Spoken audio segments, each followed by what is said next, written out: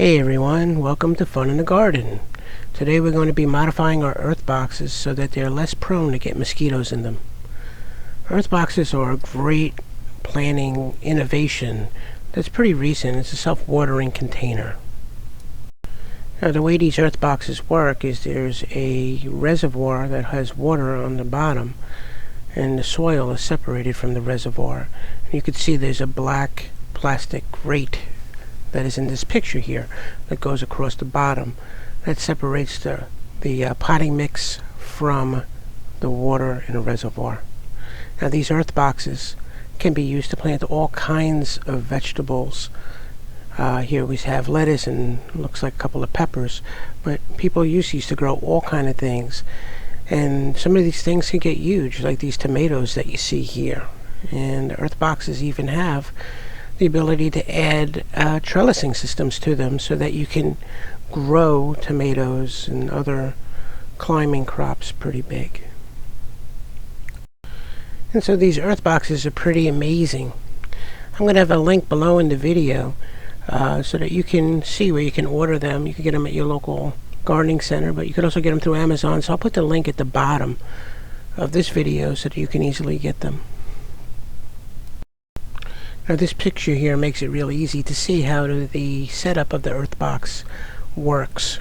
There's a reservoir of water on the bottom, a fill tube, and the potting mix is put on top of that and separated.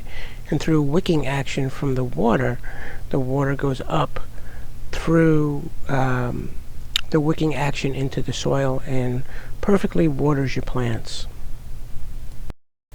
And so the earth box is a very awesome system. It works really, really well, especially things like tomatoes and eggplants and things like that. However, this design can be improved. And you see where I've marked out the fill tube and overflow hole. The overflow holes makes it so that you can't overflow or overfill this with water. The water will come out. The problem with this design here is that mosquitoes can get into those locations and breed. So I'm going to be modifying my earth boxes to minimize that. And so this modification is really easy to do. This is one of the newer style earth boxes, and we're looking at the inside of it, and you can see the newer style overflow hole is pretty big and oval shaped. The older style earth box has just a circle hole. This method will work for both styles, the newer or the older. It works fine either way. So what you're going to need to do first is cut yourself a piece of screen that is large enough to cover the hole. Here I've cut the screen in a rectangle, and we're going to be putting that over the hole from the inside of the box. After wiping the surface at the top where I'm putting silicone, I'm going to put a bead of silicone around the location where the hole is, and I'm going to then put the screen on top of it and press it down into the hole. Now what I did at this point is I put the black grate on top of it to hold it down while it dried, and I let it dry. Told you this was easy. Next we just assemble our earth boxes to the instructions specify, but there's still another point of entry for the mosquitoes to get into that watering reservoir, and that's that tube that we used to fill it with water.